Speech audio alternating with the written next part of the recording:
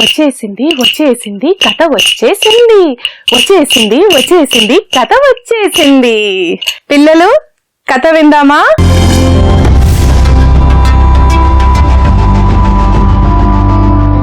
మీ అందరికీ కథ వినాలంటే చాలా ఇష్టం కదా.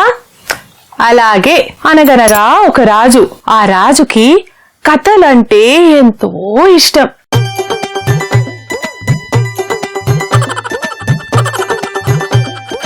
ఎప్పుడు కూర్చొని కథలు వింటూ ఉంటాడు. ఏదైనా రాజకీయ పని ఉంటే కూడా వస్తానులే,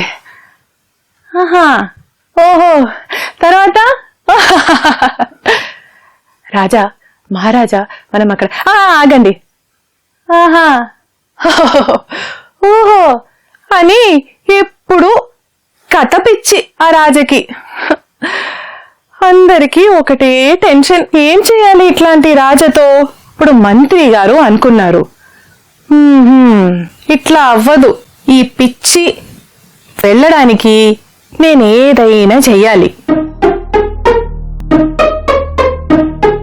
చాలా ఆలోచించి మంత్రికి ఒక ఐడియా వచ్చింది. ముగింపు లేని కథ ఎవరు చెప్తారో వాళ్ళకి బహుమతి ఇస్తాము అని చాటింపే ఇచ్చాడు.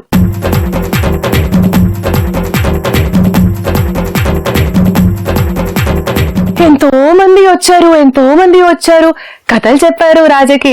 పెద్ద పెద్ద కథలు, ఒక రోజు 2 రోజు, ఒక వారం చెప్పే కథలు.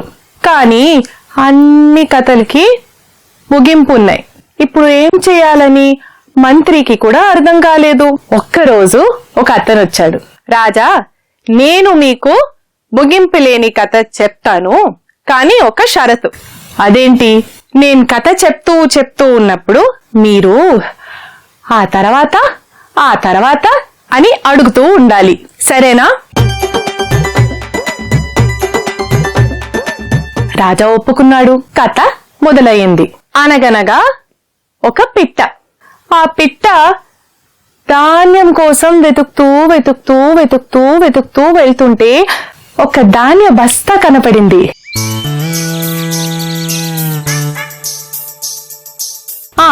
ఆ తర్వాత పిట్ట బస్తా దగ్గరకు వెళ్ళింది. ఆ తర్వాత బస్తాలో ఒక చిల్లు చేసింది. ఆ తర్వాత ముక్కుతో ఒక గింజు తీసుకొని ఎగురుతూ చెట్టు మీద వెళ్ళింది.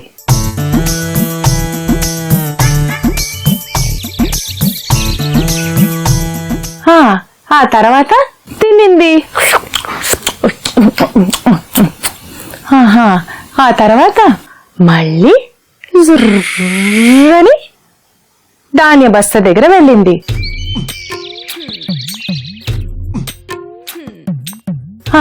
ఆ తర్వాత మళ్ళీ ముక్కుతో ఇంకొక గింజ తీసుకొని ఎగురుతూ వెళ్ళింది.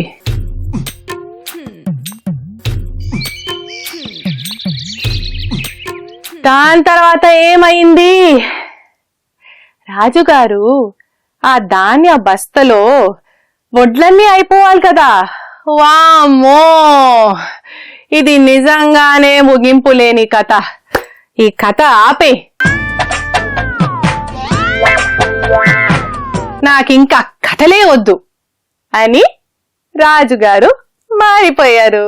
దాని తర్వాత రాజుగారు రాజ్య పరిపాలన మీద దృష్టి పెట్టాడు. రాజ్యం సుభిక్షమైంది, ప్రజలందరూ సంతోషంగా ఉన్నారు.